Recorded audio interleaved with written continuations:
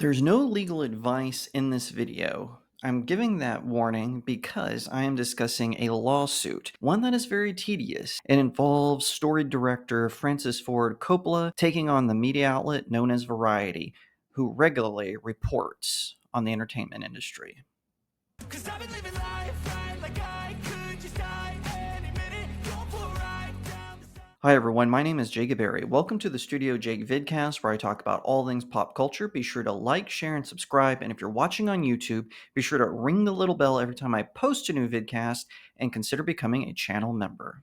This is a classic case of let them fight. We've got a former Hollywood superstar director taking on a Hollywood media outlet, and I'm all here for it. So, this is according to USA Today. The controversies for Francis Ford Coppola's decade-long passion project, Megalopolis, continue to mount as the director takes legal action against a media outlet that reported on his alleged misconduct on the set of the film. On Wednesday, the Oscar-winning filmmaker sued Variety and its executive editors who authored the piece in Los Angeles Superior Court for defamation, according to court records reviewed by USA Today on Thursday. On July 6th, Variety published a story containing two videos provided by a crew member that allegedly shows Coppola, 85, trying to kiss young female extras on the set of his ambitious sci-fi epic. The trade publication reported that sources claimed the production of Coppola's Roman Empire epic did not have safeguards in place to report such inappropriate behavior. Coppola has denied accusations of misconduct and requests $15 million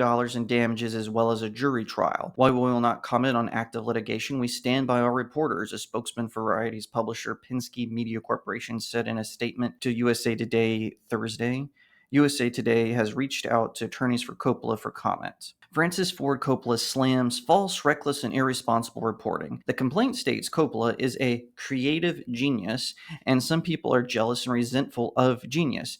Those people therefore denigrate and tell knowing and reckless falsehoods about those of whom they are jealous.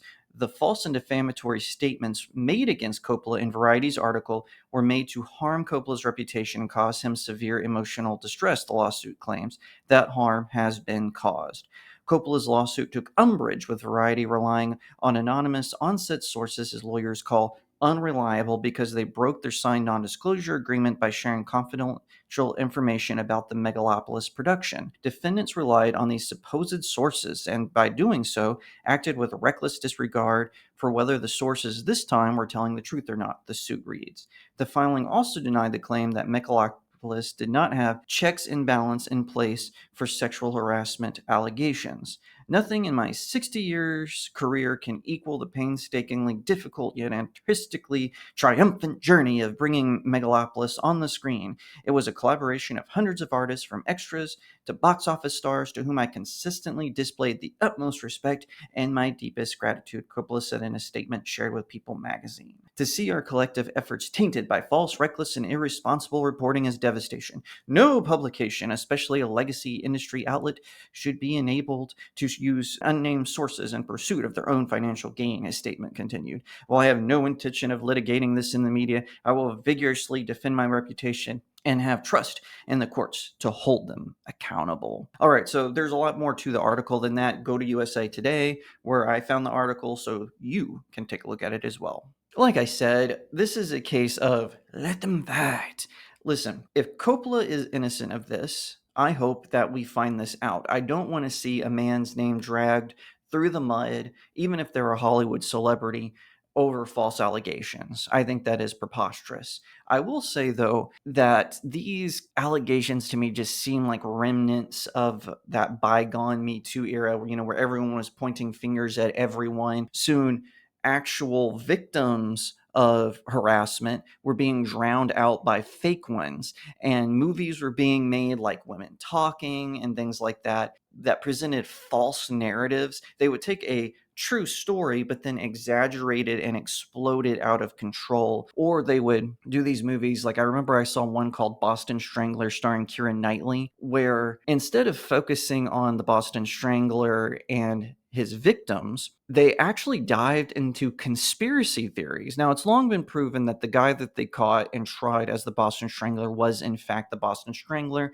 but conspiracy theories tend to develop around that true crime. But instead of breaking that down, They made the two women reporters who I guess worked for the Boston Globe at the time, they made them victims because some guys were rude to them while they were covering the crime.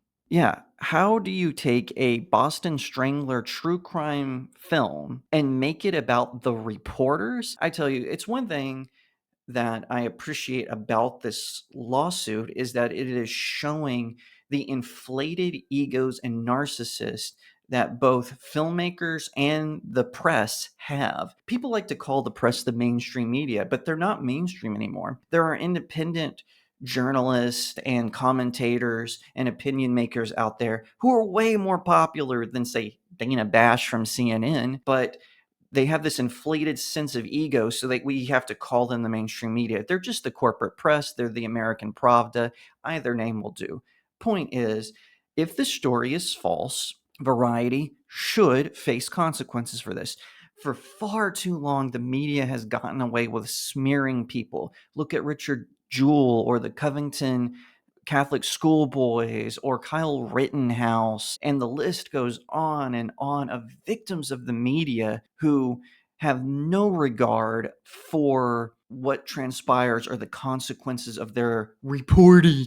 Yeah, I'm being sarcastic about that. On the other hand, if Coppola did behave inappropriately, we need to know the scope, because if it was just him being a little crude at time, well, yeah, that's him being a jerk, but he shouldn't go to jail for that. He should be kind of made fun of, obviously. And there's a lot of reasons to make fun of Coppola. I mean, the man at one time was one of the premier directors in our culture, right? He produced The Godfather Part 2, but then he also did films like Jack and The Godfather Part 3. It's this tedious balance. He's one of these directors that they just got caught up in their own publicity and thought that they could do no wrong and stop listening to people. Now, I don't think that's a reflection on Megalopolis. Maybe that movie is brilliant. Maybe it's genius. It certainly has an interesting cast. I mean, you've got Adam Driver and Shia LaBeouf and Aubrey Plaza, who I just discussed in a previous video, all put together in one place, and I think that will make for compelling film. When it comes down to it, I love to see when Hollywood filmmakers go to war with the press, because normally, especially the entertainment industry press, aside from a few gossipy articles, they actually are very syrupy when it comes to these creative geniuses, even has-been ones. They're always publishing these dripping stories about, oh, look at this actor, this billionaire actor gave $100 to an orphanage. Isn't that amazing? We're always seeing articles like that, and it's pathetic and silly that the media does things like this.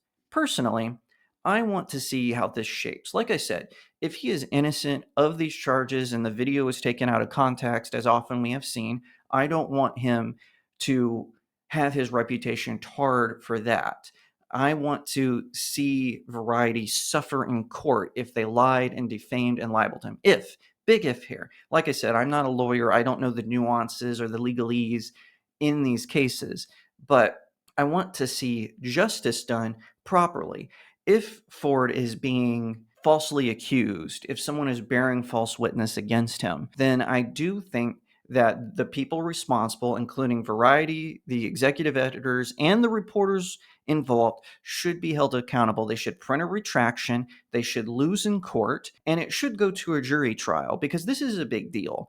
This is something that is important. On the other hand, if it's true, then yeah, like I said, he should be tarred and feathered for that. Absolutely 100%, no questions asked. That being said, I love this drama. I love seeing the press go to war with the Hollywood industry. It is so much fun for me. Think about how they refused to talk about, what was going on with Harvey Weinstein, Woody Allen, and Bill Cosby. I mean, they kept their mouths shut until those people were no longer useful. And I think that that is a fascinating thing that we're seeing it right now play out in a different sort of way. If you like that video, be sure to give it a like, share it out to all your friends, leave me a comment and tell me what you think, and subscribe. If you're watching on YouTube, click that little bell so you get notifications every time I post a new vidcast, and consider becoming a channel member. If you don't want to support me on big tech, I don't blame you. Click on the link to my locals community. It's in the description of the video. You can sign up for a monthly subscription like a Patreon or Subscribestar, or you can give me tips for articles that I post there. Also, you can check out one of my novels or all of them. Pick one up, leave me a 5-star review on Amazon. I really appreciate it. Once again, thank you so much for watching, and I'll see you next time, right here on StudioJake. 'Cause I've been living life right like I